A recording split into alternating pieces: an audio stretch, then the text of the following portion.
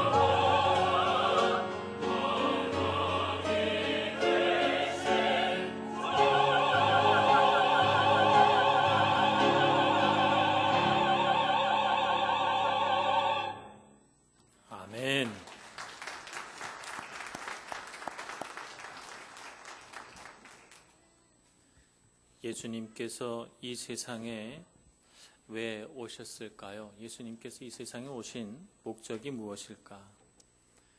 우리가 그것을 한마디로 요약을 하자면 임마누엘이다, 이렇게 요약을 할 수가 있습니다. 임마누엘의 뜻은 하나님이 우리와 함께 계신다라고 하는 뜻입니다.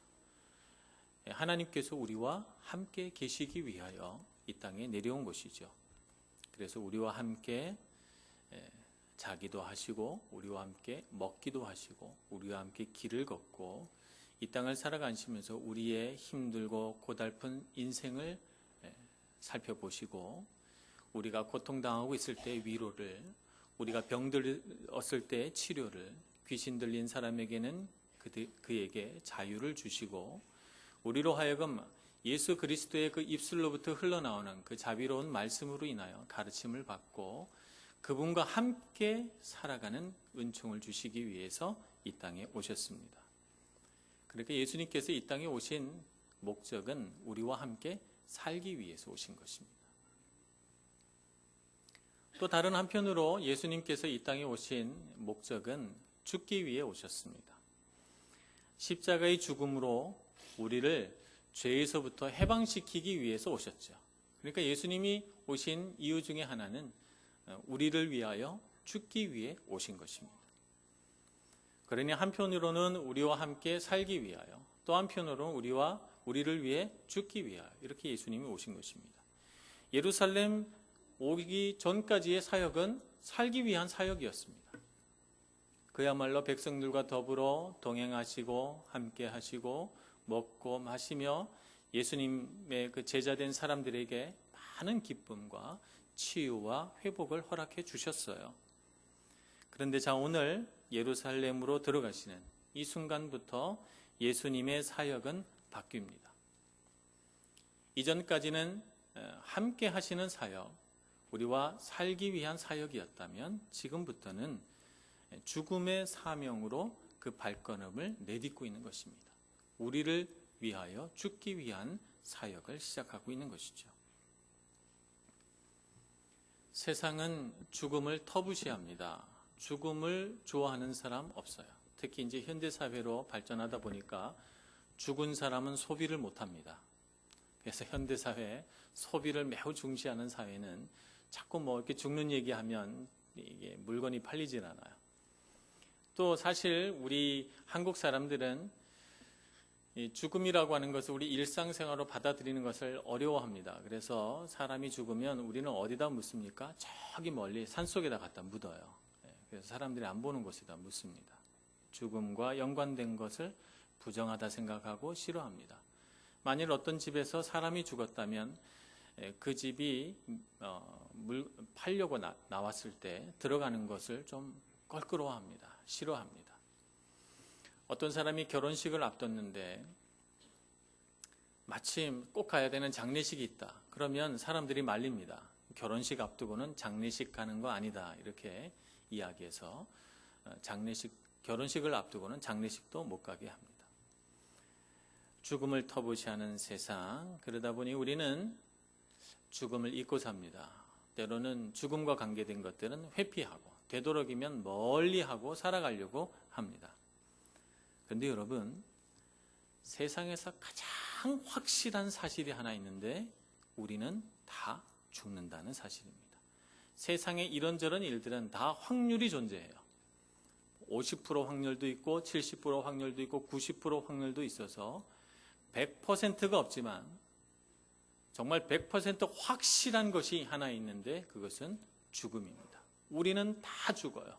영원히 사는 사람 한 사람도 없습니다. 어떤 학자들은 이렇게 말합니다.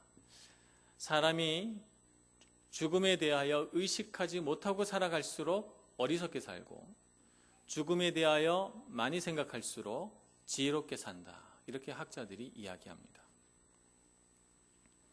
한 7, 8년 전에, 발음이 이렇게 안 되는지 모르겠네.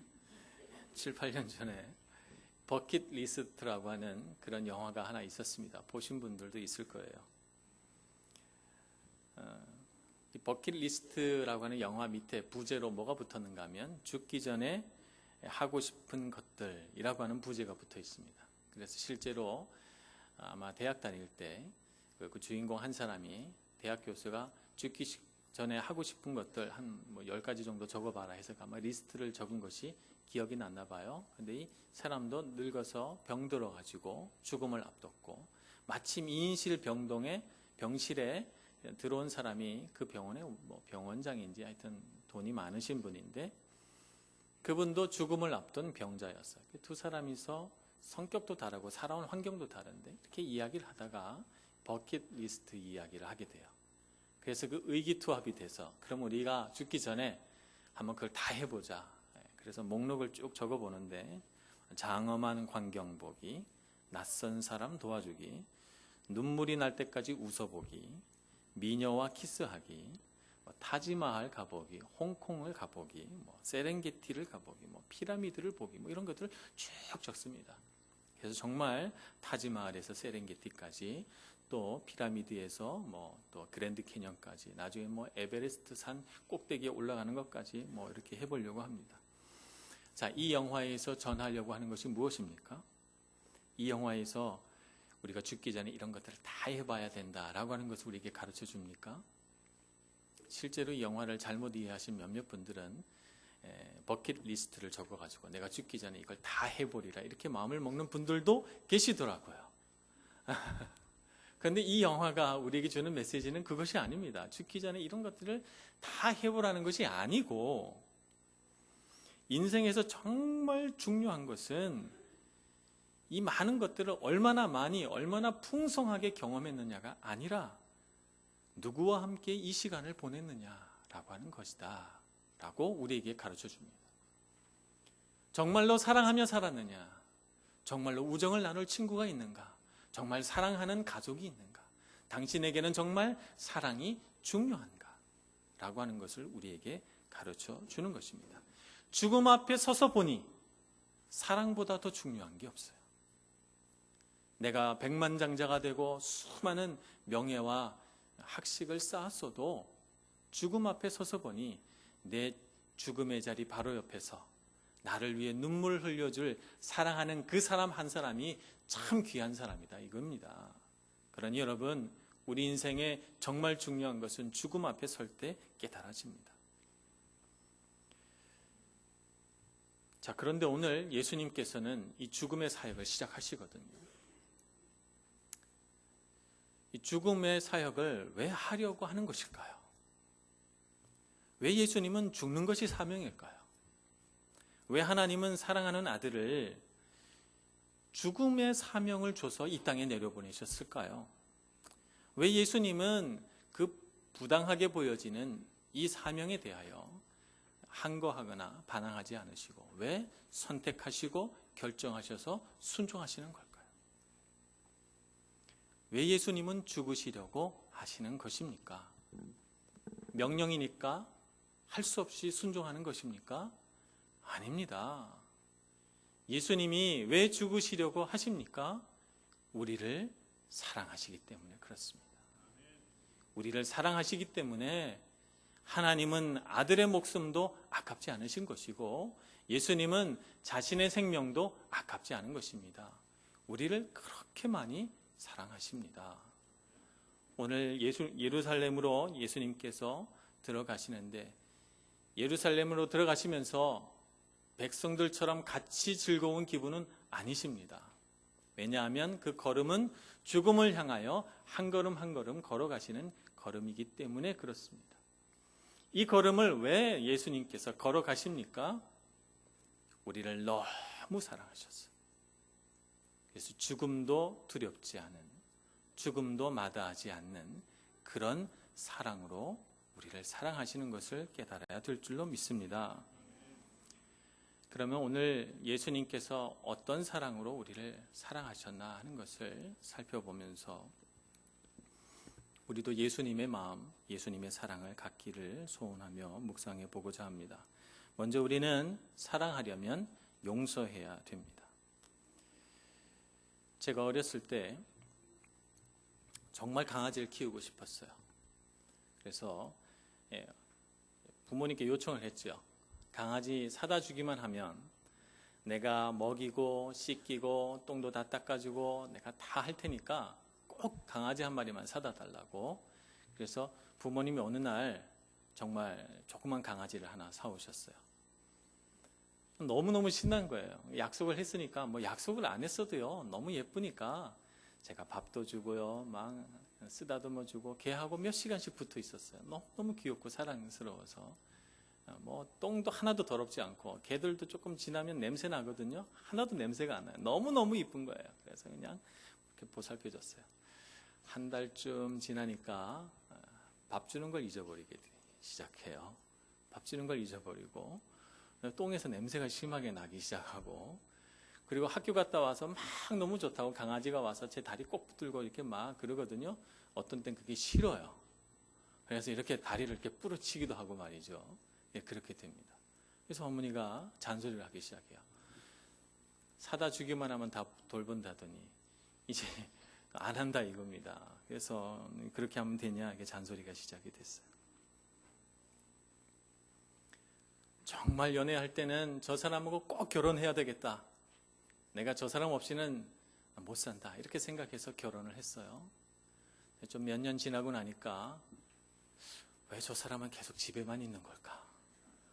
가끔씩 밖에도 나가지. 친구가 없는 걸까? 이런 생각이 들고, 야, 내가 아침, 점심, 저녁 차려주는 거, 이걸 내가 평생 해야 된단 말인가? 암담해지고요. 내가 이 사람을 위해서 내가 평생 돈을 벌어야 된단 말인가 생각하니까 내가 잘못 결혼한 거 아닐까, 뭐 이런 생각도 들고요. 어느 날 싫어지기 시작합니다. 아, 내가 묶였구나. 내가 강아지에 묶였구나. 내가 배우자에게 묶였구나. 이렇게 생각을 합니다. 처음 자식을 낳았을 때는 너무너무 귀해가지고 막 뭉클해서 눈물도 흘리고요. 하나님, 내가 이 자식을 잘 키우겠습니다.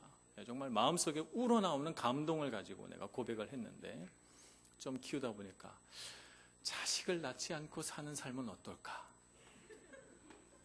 더 좋지 않았을까? 하는 생각을 해보게 됩니다.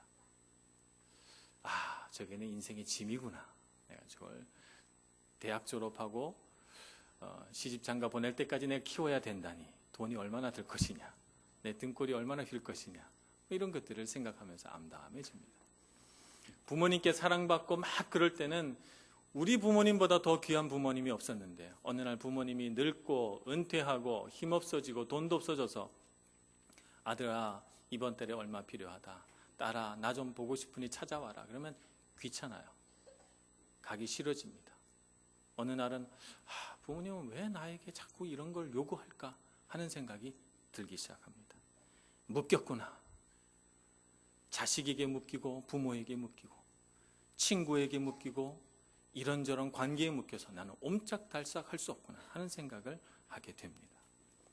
자, 여기서 내가 자유해지는 방법이 없을까? 3가지 방법이 있습니다. 첫째는 도망간다, 둘째는 싸운다, 세 번째는 용서한다. 제가 한 말은 아니고 맥스 루케이도라고 하시는 분이 그분의 책에서 하신 말씀입니다. 도망가면 어떻게 됩니까? 도망가서 거기서 또 다른 관계를 맺게 되면 똑같은 방식을 반복합니다. 묶였구나 생각하면 또 도망가고, 또 가서 또 묶이고, 또 도망가고 하는 방식을 평생 반복합니다. 싸우면 전쟁터가 됩니다. 이 전쟁은 둘 중에 하나 죽어야 끝이 납니다. 그러니 죽을 때까지 싸우게 됩니다. 가장 좋은 방법은 용서하는 방법이죠. 이 묶임에서 풀려나는 가장 좋은 방법은 용서하는 방법입니다. 예수님께서는 어떻게 하셨는가? 예수님께서 이렇게 예루살렘으로 입성에 들어가셔서 제자들을 봅니다. 그 중에 예수님의 눈에 유독 크게 들어오는 제자가 한 사람이 있습니다. 그 제자의 이름은 유다예요. 아, 이 사람이 나를 팔 것이겠구나. 예수님께서 아십니다. 예수님을 팔기 며칠 전날 예수님은 대야에 물을 떠놓고 제자들의 발을 씻기시죠. 발을 씻기실 때 쟤는 나를 팔 녀석이니까 제 발은 못 씻어주겠다 그랬습니까? 아닙니다. 예수님이 그날 그 저녁에 자기를 팔아넘길 유다의 발도 씻어주셨어요. 깨끗이 씻어주셨습니다. 유다가 죄를 짓기도 전에 용서하신 예수님의 모습을 봅니다. 우리는 누군가 내가 관계가 얽히고 설키고 묶이게 되면 이렇게 생각합니다. 나는 잘못한 게 없어. 저쪽에서 먼저 나한테 사과해야지. 내가 먼저 용서하라고? 난 용서할 수 없어. 거기 합당한 어떤 대가 지불이 있어야 돼 라고 우리는 생각합니다만, 여러분 예수님을 보시기를 바랍니다. 예수님도 아무 잘못이 없었지만 용서했습니다. 아무런 잘못한 일이 없었지만 억울하다고 항변하지 않으시고 자신에게 악한 일을 행한 그 모든 사람들을 다 용서하셨거든요. 그러니 우리가 이 세상의 많은 관계에 묶여서 살아갈 때 이 묶임에서 자유해지는 가장 좋은 방법은 용서라는 사실을 명심하시길 바랍니다. 그래서 사랑하려면 용서해야 됩니다. 내가 묶였구나 이렇게 생각하지 말고 더 사랑해야지. 더 사랑하고 더 사랑하기 위해 내가 용서하고 또 용서해야지. 이렇게 마음 먹으시고 사랑하며 용서하시는 여러분들이 되시기를 바랍니다. 우리가 사랑하게 될 때는 언젠가 하면 죄 있는 쪽이 벌을 받아서 그 죄에 합당한 대가 지불을 할 때 우리가 사랑하게 되는 것이 아니고, 죄 없는 사람이 베푸는 긍휼 때문에 우리는 사랑하게 됩니다.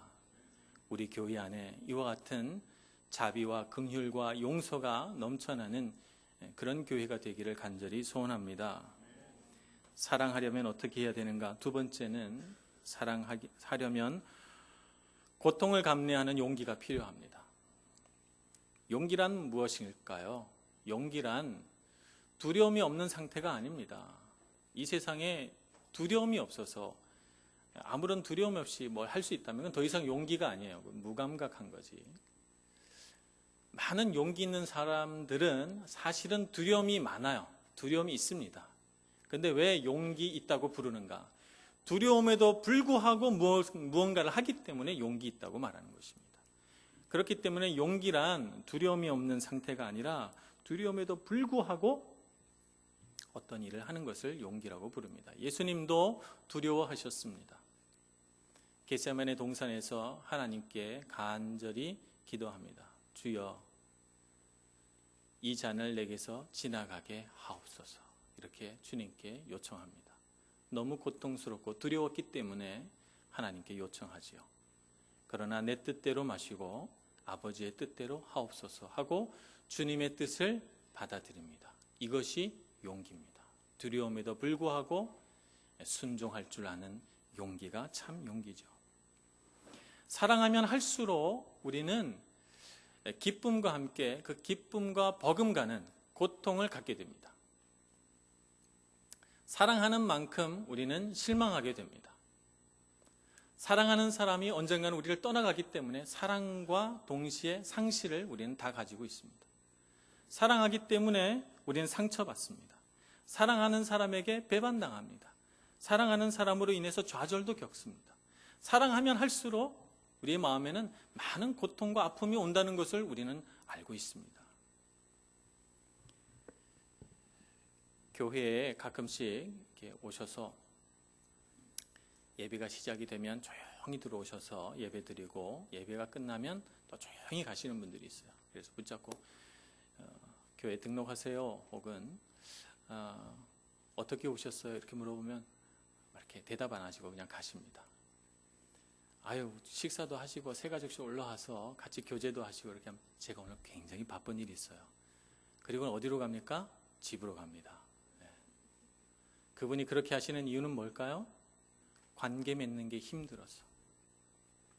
이미 교회에서 상처받아 봤거든요. 교회에서 관계 맺어 보니 상처가 많고 아픔이 많더라. 그러니까 이제는 관계 맺지 말고 사람들 이름도 알지 말고 조용히 예배만 드리면서 그렇게 살아야지 이렇게 생각합니다. 무감각한 삶이 되는 것이죠. 우리가 고통을 더 이상 겪지 않으려고 사랑하지 않기로, 관계를 맺지 않기로 결정하면 그와 동시에 우리 삶에 많은 풍성하고 아름다운 것들이 결핍되어 버립니다. 고통을 겪지 않는 대신에 사랑도 겪지 않을 것이고, 아픔을 감내하지 않는 대신에 우리에게 희열과 기쁨도 사라집니다. 무감각하고 많은 것들이 결핍된 채 말하자면 그냥 죽은 것이나 다름없는 그런 삶을 살아가게 됩니다. 그러므로 여러분, 사랑이라고 하는 것은 기쁨과 동시에 고통도 있다는 것을 알고 고통을 감내할 줄 아는 용기를 가지시는 여러분들이 되시기를 축복합니다. 죽음의 교훈을 우리가 배워야 합니다. 주님께서 이와 같은 죽음의 사역을 시작하실 때 제자들이 다 나를 버리고 갈 거야, 결국에는 십자가 아래 아무도 남아있지 않을 걸, 이렇게 생각하시고 제자들을 향하여 분노하시거나 좌절하시거나 슬퍼하시거나 상실감을 갖고 아파하시거나 하셨습니까? 안 하셨습니다. 주님은 그 모든 아픔과 상처, 고통에도 불구하고 우리를 사랑하셨습니다. 우리에게는 이 세상을 살고 사랑할 시간이 제한되어 있습니다. 우리는 언젠가는 다 죽습니다. 그러니 우리 곁에 있는 우리가 정말 사랑해야 할 사람을 용기를 가지시고 고통을 감내하는 용기로 사랑하는 저와 여러분이 되기를 간절히 소원합니다. 세 번째는, 우리는 사랑하려면 십자가의 사랑에 죄를 죽이는 능력이 있다는 것을 알아야 합니다. 얼마 전에 어떤 책을 보니까 라둠이라고 하는 이 원소에 노출되는 그런 직업을 가지신 분들 이야기가 있었습니다. 라둠이라고 하는 것은 방사능이 나오는 그런 원소이기 때문에 거기에 오래 노출되면 병에 걸리게 돼 있습니다. 그런 것들을 아니까 아주 비싼 돈을 주고 사람들을 모집을 합니다. 라둠이 노출될 수 있는 환경에서도 일하실 분, 돈은 많이 주겠습니다. 그래서 몇몇 사람들이 지원을 해서 실제로 라둠을 이렇게 쏘이게 됐어요. 이런 사람들이 심한 경우에는 죽기도 하고 많은 사람들이 병을 얻었습니다. 그래서 의사들이 한번 어떤 현상으로 인해서 죽게 되는지 엑스레이를 이렇게 비춰보니까 이 뼈 같은데 이상한 불꽃 같은 것이 일어나서 자꾸 이 사람 안에 있는 생명 에너지를 죽여버리는 거예요. 엑스레이에 나타나지 말아야 할 환한 빛 같은 것이 뼈에서 나타나고 이랬습니다. 아, 이런 것이 사람을 죽게 하는구나. 우리 영혼에도 라듐 같은 역할을 하는 것이 있어요. 우리의 영혼을 죽이는 그런 역할을 하는 것이 있죠. 그래서 그것이 우리의 영혼 안에 있으면 우리의 생명 에너지를 자꾸 갉아먹습니다. 그래서 우리가 시름시름 앓으며 죽게 만들어요. 그것이 무엇입니까? 그것이 죄입니다. 이 죄의 문제가 해결되지 않으면 우리는 이 세상을 아무리 내가 열심히 살려고 노력을 해도요, 결국에는 낙심하게 되고 낙담하게 되고 슬퍼하는 일들이 생기고 감당하기가 어려워집니다. 오늘 예수님께서 이 죄의 문제를 해결하시려고, 죄를 우리의 영과 몸에서 죽게 하시려고 십자가의 길로 걸어 올라가시는 것입니다. 그래서 오늘 제자들이 이렇게 외치죠. 찬송하리로다 주의 이름으로 오시는 왕이여, 하늘에는 평화여, 가장 높은 곳에는 영광이로다, 이렇게 말합니다. 이 찬송이 무엇인가? 죄의 문제를 해결하실 하나님의 높은 이름을 찬송하고 있는 것입니다. 바리새인들은 신성모독이다 이렇게 생각하고 제자들이 입을 막으라고 합니다만, 예수님의 대답은 만일 이 사람들이 침묵하면 돌들이 소리 지르리라, 이렇게 말합니다. 죄의 문제를 해결하는 일은 이다지도 중요하고 놀라운 사건입니다. 누가 우리를 이 죄의 문제에서 해결해 주겠습니까? 까다롭고 분노하고 변덕 많고 자존심 강하고 헛된 일을 좋아하고 욕심 많고 자기가 영광받기를 좋아하는 이런 우리의 죄된 자아가 어떻게 예수 그리스도의 성품을 닮아서 온전한 사람이 되겠습니까? 십자가의 능력 말고 말입니다. 그분이 십자가에 달려 죽으셨기 때문에 우리의 이런 죄된 자아가 죽고 예수와 함께 죽고 예수와 함께 다시 살게 되는 것입니다. 이것이 그분의 사랑입니다. 오늘 이 시간 예수님을 바라보시면서 그분이 나를 위하여 이렇게 놀랍고 은혜롭고 사랑 많은 일을 하셨구나 생각하고 오늘 하루만이라도 예수님의 사랑을 마음에 거의 간직하고 그 사랑으로 우리 옆에 있는 사람들을 많이 사랑해주는 하루가 되기를 소망합니다.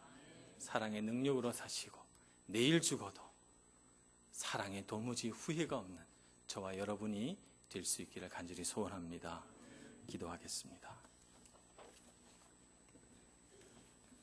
은혜가 많으신 하나님, 어리석은 저희들, 죄인된 저희들을 미워하지 않으시고 사랑하셔서 아들의 핏값으로 우리의 생명을 사시고 우리를 모든 악한 죄에서 풀려나 주님 안에 있는 생명과 평강을 얻게 해주시니 감사합니다. 주님의 크신 사랑 마음에 담고 평생토록 주님을 사랑하고 사람을 사랑하고 주님의 기대와 소망에 어긋나지 않는 사람이 되도록 인도하여 주옵소서. 예수님의 이름으로 기도합니다. 아멘.